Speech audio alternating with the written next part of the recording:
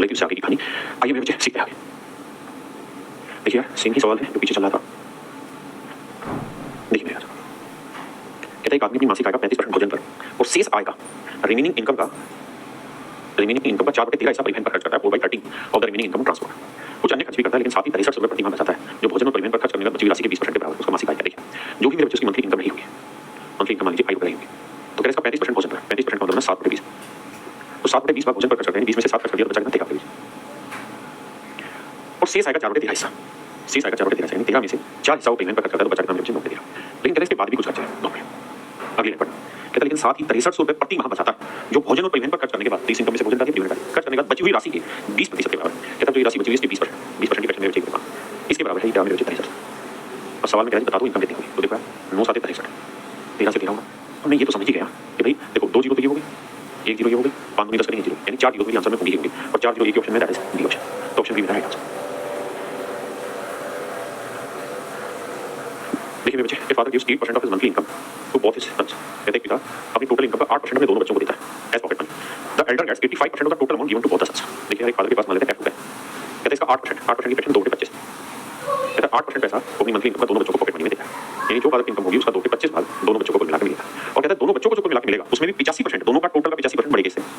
यानी 17/20 इतना ऐसा बढ़ेगा इससे, तो इसका 17/20 रुपया तो केवल बड़े को ही मिलने लगा है। ये भी बात सही, दोनों को जितना पैसा मिला उसका 17/20 पैसा बढ़ेगा, यानी ये पैसा तो मिला के फादर ने जो पॉकेट मनी दी उसमें बढ़ेगा हिस्सा। अब कह रहा है बड़ा है उसके लिए he spends 90% of the amount, और कहता है वो जो उसके पास पैसा है इसका 90% वो खर्च कर देना, 90% की फ्रैक्शन 9 के 10, यानी 10 में से 9 खर्च कर देगा तो बचा कितना 1 एंड सेव रुपीज 70, और कह रहा 17 रुपये बचा लेगा। कह रहा मेरे जो 17 रुपये बचा लेगा what is the monthly income of father, तो उसके फादर की मंथली इनकम क्या है। देखिए मेरे बच्चे 17 से 17 होगा, 2 से काटा 10, ऑप्शन में आएगा 25,000 होगा, मतलब 25 100 10 10 100 2500 मेरा राइट आंसर होगा, यानी उसके फादर की मंथली इनकम मेरे जो 2500 है ना। देखिए तो सवाल में क्या कह रहा है, Pranav give 30% of the money he had to his wife. कहता है प्रणव के पास जितना भी पैसा है, प्रणव के पास जितना भी पैसा है उसका 30%, प्रणव का जितना भी पैसा उसका 30%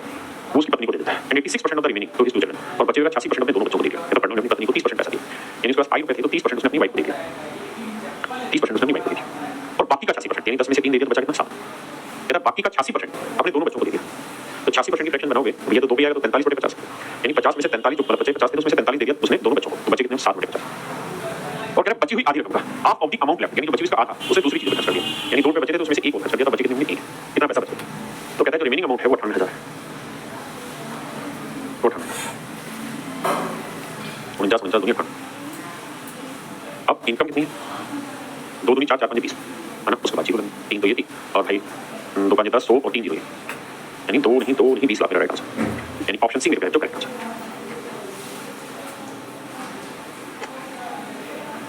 आइए मेरे बच्चे कहता है Bhavani spend 15% of his monthly income on kids education and 20% on food. कहता है भवानी ने अपनी मासिक आय का 15% बच्चों की शिक्षा पर और 20% भोजन पर खर्च कर दिया। देखिए यहाँ गड़बड़ क्या है कि दोनों ही 15% और 20% दोनों ही टोटल इनकम का था, तो इसका भवानी की अगर इनकम 20 रुपये ही होगी तो इसका 15 और 20 35% उसने खर्च कर दिया,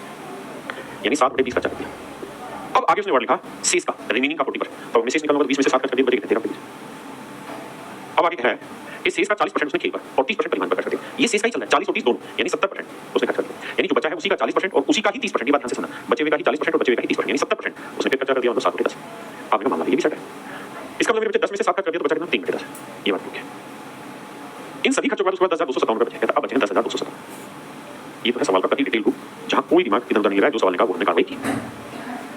अब मेरे राजा इस बात को समझा क्या, भाई भावना की इनकम उनसे पूछी तो ये हो जाएगी 10,257 गुना 20 नहीं 200 और बटे आएगा 13,39, थोड़ी सी समझ रखना क्या कि भाई आखिर में 2 जीरो तो आएंगे, उसे तो कोई माइकल रोक नहीं सकता, इसलिए ये मेरा आंसर नहीं, ये भी मेरा आंसर नहीं होगा क्योंकि 3 जीरो नहीं बनेगी, कारण क्योंकि ये बोर्ड नंबर है तो 1 जीरो नहीं ला पाएगा है ना, या 5 होता तब बनाते, तो मैं बच गया एओसी में। अब मुझे एक बात बताना है 39 किसी भी हाल में 200 को तो काटेगा नहीं, इसका मतलब काटा होगा इसको, तो इसके जो भी आंसर होगा उसका यूनिट डिजिट होगा, तो सोच के देखो 9 को किससे गुना किया होगा कि 7 आ जाएगा यूनिट डिजिट, 9 9 18 29 27 3 पे 9 36 9 41 9 9 7 63 9 9 9 कोई गुना 3 किया, यानी हर हाल में कट के 3 आएगा और 3 को 2 से गुना किया होगा तो बना होगा 6, यानी 0 0 आखिरी अंक आएगा 0 पर 6, यानी मेरे जो ऑप्शन सी मेरा राइट आंसर है। हम कैलकुलेशन में स्मार्टनेस दिखा सकते थे, वो नहीं दिखा सकते। कहते हैं परिवार की मासिक आय का 20% घर के किराए पर खर्च करता है, शेष राशि में से परिवार 50%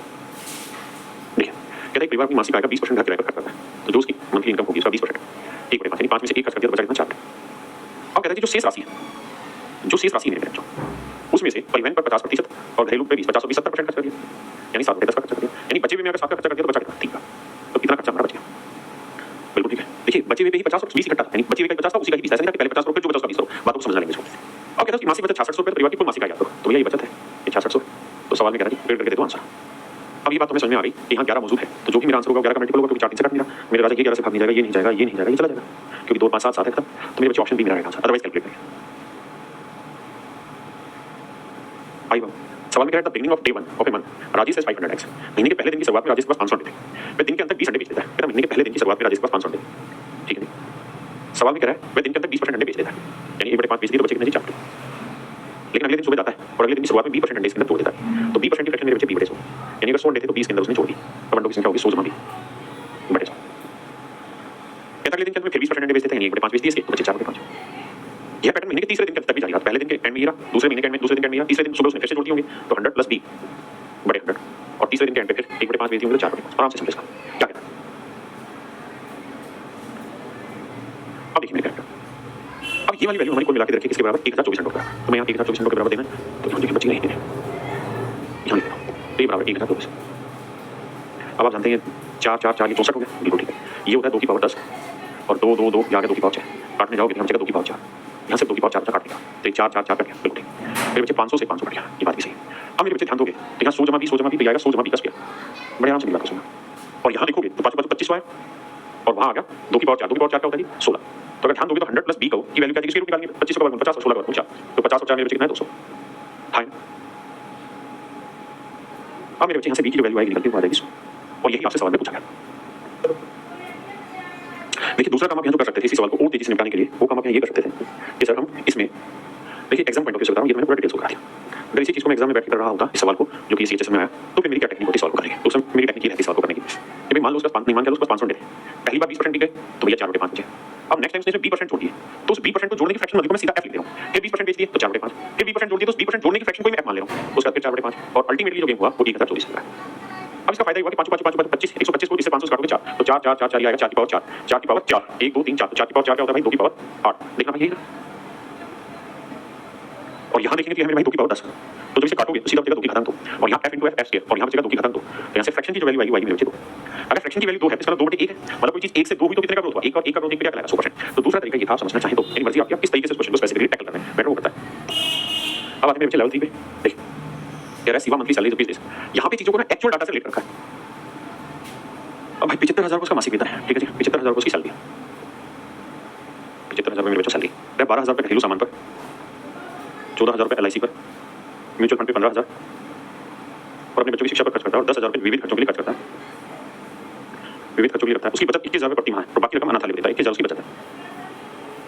भाई जोड़ेंगे तो देखो 5 4 9 और 2 11 1 12 का 2 हासिल 1 2 1 3 1 4 5 6 7, यानी मेरे बच्चे को मिला के 72,000 का उसका खर्चा है, 75,000 की कमाई 72,000 का टोटल सेविंग वेविंग लगा के उसका सारा हिसाब 72,000 का बैठा, तो 3,000 की कुल मिला के बाकी रिमेनिंग बचा हिस्सा, और कह रहे हैं 3,000 को डोनेट कर रहा है, तो कहता है राजा बाबू कितना परसेंट हुआ, तो 3 से काटेंगे, 3 कम 3 3 25 तो 1/25 1/25 मेरे बच्चे कितना हुआ 4%, और यही मेरे बच्चे मेरे सवाल का हिस्सा है। तो लेवल 3 के क्वेश्चन है, यहाँ पे इसी टाइप के क्वेश्चन आपको मिलेंगे सारे। देखिए मेरे बच्चे सवाल में कह रहे हैं कि 75,000 रुपये कमाता है, मैं पहले डिटेल बताता हूँ आपको पूरी तरीके से, फिर सोच समझना। कहता जी 10% इसमें से बचत कर लेता है, तो भैया 75,000 रुपये में से 10% अगर बचत हो गई तो बचा कितना, नोट के 10 कितना खर्चा करेगा। अब कह रहा है जो खर्चा हुआ उसमें 30% खर्चा 30% ऑफ द एक्सपेंडिचर, यानी खर्चे का 30% वो इनकर्ड ऑन एजुकेशन, कहता है 30% व्यय शिक्षा पर किया जाता है, यानी जितना भी खर्चा हो रहा है वैसे यहाँ लिखा होना चाहिए 30% व्यय का शिक्षा पर खर्च किया जाता है, इस लैंग्वेज का लिखा होना है। तो इसका मतलब मेरे बच्चे शिक्षा पे जो खर्चा हो गया वो हो गया आपका इस खर्चे का 30% माने 3/10। आपने कहा हाँ बिल्कुल सही बात है, इसमें तो कोई दुराई नहीं है। अब यहाँ ध्यान देना, कहता है 30% व्यय शिक्षा पर खर्च किया जाता है, जबकि 30,375 रुपये स्वास्थ्य पर खर्च किया जाता है। आराम से सुनना, मैं कह रहा हूँ मान लो 100 रुपये आपकी कमाई थी, आपने 10% बचत कर लिया, 90 आपका खर्चा है, इस 90 में मान लो 30 रुपये आपने एजुकेशन पे खर्च कर दिया, तो जो बाकी खर्चा बच गया होगा उसमें से आपने को 30,750 रुपये खर्च किया। तो यहाँ मुझे ये बात बताती है कि भाई बचत हटाने का कितना खर्चा था, और इस खर्चे का 30% यानी 3/10, मतलब जो खर्चा था उसमें से 3 एजुकेशन पे उसे हटा दे तो बाकी खर्चा कितना बच गया, आपने कैलकुलेट कर देखो दीजिए। अब ध्यान देना भाई 9 7 63 ना 75, देखो 75 को 63 से गुणा करना, कैसे करो आप इसे पता कैसे करो, वैसे तो आसान है, आपने सीखा है, तो हम करते 3 5 15 हासिल 1, फिर 3 7 21 और 6 5 30, 3 7 21 और 6 5 30, 30 और 21 कितना हुआ 51 51 और 52 हासिल 5, फिर 7 42 42 और 5 47, तो याद आता है 4725, तो इसे निकालोगे तो 4725 आएगा, 4725 उसका देखिए आप आराम से कैंसिल कर लीजिए, मैं शॉर्ट में समझाऊंगा, और मोटी बात भाषा में से समझाऊं तो यूं कह सकता हूं भाई 75 से 63 को करें, 75 को 25 गुना 3 गुना 63 कर दो यार, कौन मना करेगा, तो अब कर लो आसानी से, पहले 3 को तो फिर 25, यानी एजुकेशन खर्चा हटा दिया, सेविंग हटाएगा, इतना पैसा बचा होता, इसमें से भी 30,375 रुपये उसने स्वास्थ्य पर खर्च कर दिया, 10 में 5 गया 5, 14 में 7 गया 7, 11 में से 3 गया 8, यहाँ 6 बचा, यहाँ 3 बचा, यानी 16,875 रुपये। अब इस खर्चे के बाद जो खर्चा बचा था उसमें से 30,375 हटाने के बाद जो बचा वो भोजन पर खर्च हुआ, तो बचा 16,875, तो कह रहा है 16,875 कुल आय में भाई 75,000, इसका कितना परसेंट, टेंशन नहीं लेना, सोच समझना, कहता कितना दो जीरो से दो जीरो काटा है ना, 25 से काटेंगे तो 25 75 जीरो, 25 का 150, बचा 18 तो 187, 25 7 175, 175 घटाओगे तो ये आएगा 12, 25 5 125। अब 3 से भाग दोगे 3 दूनी 6, 3 दूनी 6, 3 5 15 और बटे 10 आएगा 22.5। तो मेरे बच्चे राइट आंसर आ जाएगा 22.5%। ये तो है सवाल का डिटेल करने का तरीका। अब इसी सवाल को मेरे बच्चे मैं शॉर्ट में समझाऊंगा आपको, मैं यूं कहूंगा यार हर चीज जब आखिरी में कंपैरिजन में डाली गई, लास्ट में उसने पूछा कितना परसेंट वो खर्चा होगा, खाने का खर्चा टोटल इनकम का कितना परसेंट होगा, तो कंपैरिजन है तो रियल वैल्यू से कराना ही नहीं है हमें। तो हम ये देखते हैं 75,000 रुपए की उसकी इनकम, इस 75,000 रुपए इनकम में जो 30,375 है, अब कहानी यहाँ घुमाना तुम कि भाई उसने हमसे तो पूछा है ना, वो ये पूछा कि कुल आय में भोजन पर व्यय का प्रतिशत क्या है, यानी उसकी इनकम में भोजन पर व्यय कितना है ये बताना है। तो मेरे बच्चे एक बात समझना, हमें 75,000 की भी जरूरत नहीं, मैं ये कह रहा हूँ मान लेते उसकी इनकम 100 है, क्योंकि मुझसे लास्ट में जो वैल्यू पूछना चाह रहा है ना वो इसी 100 पे पूछना चाह रहा है, तो मैं इसी को फाइनल इनकम मान ले रहा हूँ कि भाई फाइनल इनकम उसकी 100 है या 100 है। अब वो कह रहा है 100 में सेविंग कर ले रहा है 10%, हमने कहा बिल्कुल ठीक है सेविंग हो गई 10%, तो रिमेनिंग हिस्सा कितना बचा, तो 90% बचा। अब कहता है जो रिमेनिंग है यानी 90 इसका 30% वो खर्च कर रहा है एजुकेशन पे, तो एजुकेशन पे CATI, तो एजुकेशन पे मेरे जो खर्च कर रहा है वो 90 का 30% खर्च कर रहा है, मतलब 27 का खर्च कर रहा है, 90 पे 30% एजुकेशन पे खर्च कर रहा है, तो 90 का 30% यानी 27 खर्च कर रहा है। तो मैं क्या करता हूँ कि एजुकेशन पे जो उसका टोटल खर्चा है वो 27% है, भाई बचे हुए का तो 30% है लेकिन टोटल का देखोगे तो 27 पे 27% हुआ, मेरी बात समझे, बचे हुए खर्चे का तो 30% है लेकिन इसका 27% है, हमने क्या सेटल हुआ। अब कह रहा है जबकि 30,375 पे स्वास्थ्य पर खर्च करता है, मैं ये कह रहा हूँ कि भाई 75,000 तो इनकम है, इस पे 30,375 रुपए कितना परसेंट बनाए चेक कर लेते हैं। तो चेक करने जाओगे तो 25 को काटते हैं 3 जीरो को लेकिन 25 की 75, 25 से काटेंगे 25 से कम 25, हाँ जी बचा कितना 5, 25 दूनी 50, 25 से कम 25, 25 5 125, 3 से काटेंगे 3 चौक 12, ना जाने की जीरो, 3 5 15 405 है ना, और परसेंटेज निकालना था 2 900, 2 जीरो कटे 1 जीरो था तो 40.5%। मैंने मेरे पेरेंट्स कैलकुलेशन को घुमाने के लिए वहां से एक्चुअल परसेंटेज निकाल दिया, क्या मैंने ये चेक कर दिया कि भाई ये जो 30,375 रुपए उसने हेल्थ पे खर्च किया ये टोटल इनकम का कितना परसेंट है। तो मेरे बच्चे ये हमारे पास निकल के आया टोटल इनकम का जो हेल्थ पे खर्चा है, हेल्थ पे जो खर्चा है वो 40.5% है। तो इनकम बची कितनी है, तो देखो 40 और 20 60 और 10 70 और 7 77.5 यानी 77.5% इनकम का हिसाब हो गया। तो 100 में से 77.5 के हिसाब हो गया तो बचा कितना 22.5 का, यानी जो 22.5% इनकम है ये कहीं ना कहीं खर्च हुई होगी और यही वो इनकम है जो भोजन पे खर्च हुई होगी, यही हमसे सवाल में पूछा है। यानी मैंने क्या किया हर एक चीज को पहले ही परसेंटेज में निकाल दिया क्योंकि लास्ट में से परसेंटेज पूछा।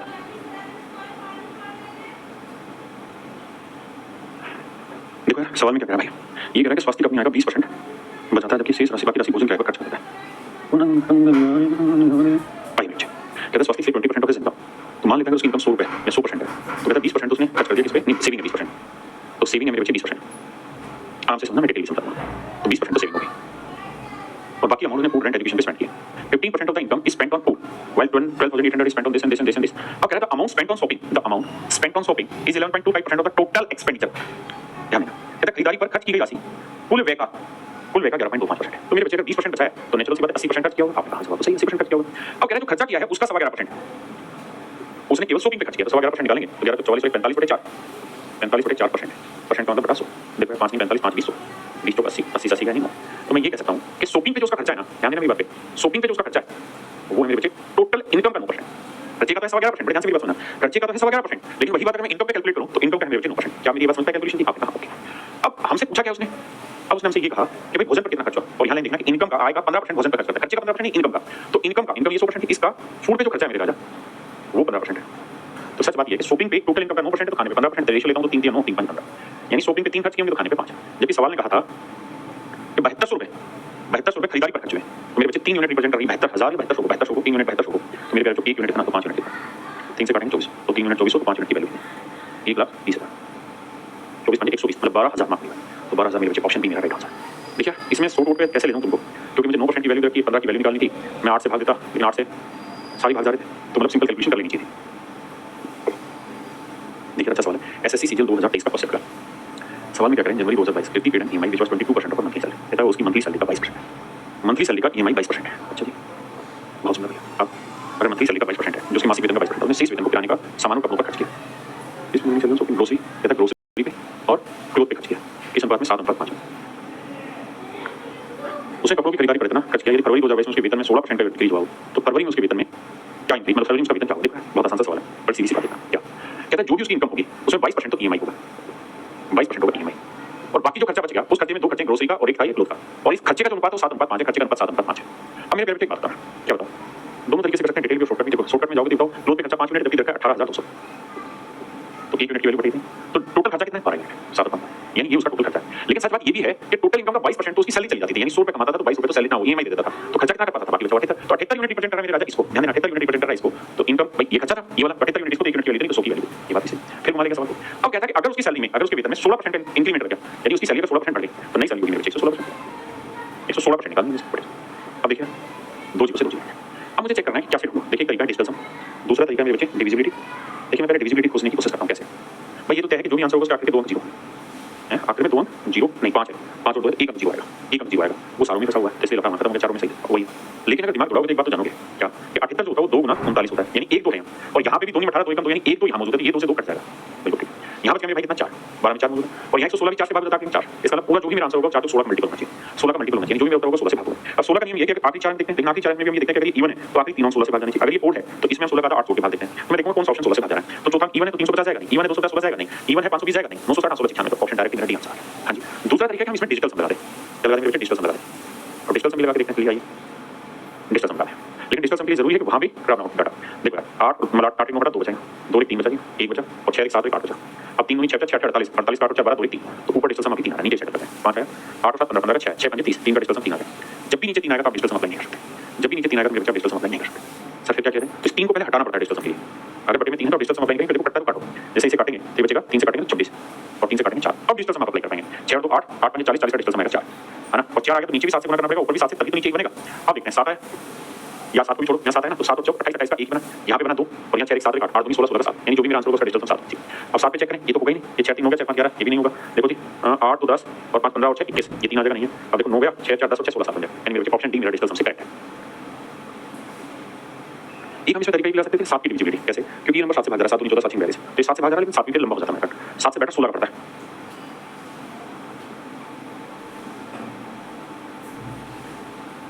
देखिए बाबू सवाल थोड़ा सा अच्छा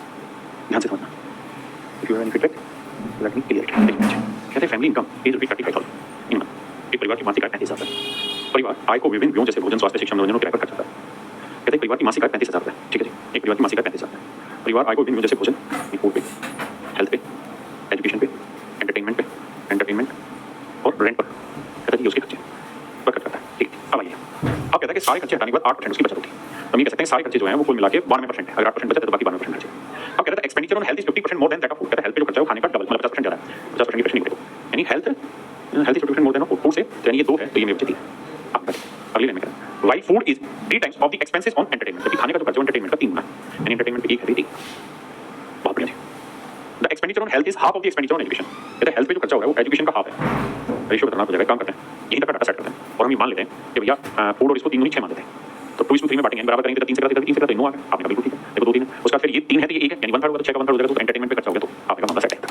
अब आगे है यहाँ की बात समझ रहे हैं, फिर से समझ, देखो फिर से इसी लाइन को पढ़ते हैं, कहता है कि expenditure on health is 50% more than that of food, health पे जो खर्चा हो रहा है वो फूड से 50% ज्यादा है, 6 का 50% यानी 3 ज्यादा हुआ।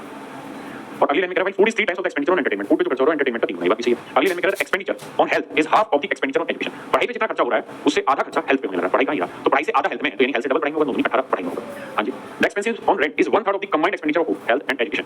फूड हेल्थ एंड एजुकेशन, तो फूड हेल्थ और एजुकेशन को जोड़ेंगे तो 18 और 9 27 और 6 33, कहते हैं तीनों पे जो खर्चा हो रहा है उसका 1/3, तो 33 का 1/3 कितना हो गया, तो 11 खर्चा हो रहा है मेरे रेंट में, ऐसा ऐसा डाटा सवाल दिया आपने। आइए how much expenditure is incurred on education, तो कहता है एजुकेशन पे कितना खर्चा हो रहा है हमारा सवाल, तो पहली बात ये कि जो भी आंसर होगा 9 का मल्टीपल होना चाहिए, क्योंकि 18% 18 हिस्सा एजुकेशन का, तो 9 का मल्टीपल देखो एक ही है, 6 8 9, तो मेरे 4 नंबर पे ऑप्शन ए मेरा राइट आंसर। अब इसका सॉल्यूशन भी बैठाने की कोशिश करते हैं, देखिए भाई टोटल अगर खर्चा देखें तो 9 और 6 15 15 और देखो 18 और 2 20 20 और 10 30 30 और 10 40 40 और 40, तो टोटल खर्चा हमारे हिसाब से 40 में, जबकि एक्चुअल में जो टोटल खर्चा है वो है 35,000 का 92%, 35,000 का 92%। आप हैं क्यों, क्योंकि 8% बचत है तो बाकी 35,000 का 92% खर्चा होगा, और यहाँ रेशियो दे रहे हैं तो 40 से 40 यूनिट कितना, तो 1 यूनिट की वैल्यू, तो ये आगे मेरे बच्चे 1 यूनिट की वैल्यू दे, अगर 1 यूनिट की वैल्यू नहीं तो हमसे पूछा क्या, हमसे पूछा एजुकेशन का खर्चा बता दो, 18 यूनिट की वैल्यू, परसेंटेज हटाएंगे बटा 100 करेंगे, आप बोले ना ठीक ही तो बोलती आप। अब आइए 2 जीरो से 2 जीरो कटा, 40 दूनी 92 और 35 दूनी 7 18 7 126 तो 12,600, तो ये हो गया मेरे सवाल को करने का डिटेल तरीका। दूसरा मैंने बताया था तरीका, 18 है तो सीधा 9 का मल्टीपल ढूंढो। चलिए मेरे प्यारे बच्चों आज के लिए इतना ही, आप सभी को बहुत बहुत धन्यवाद, थैंक यू।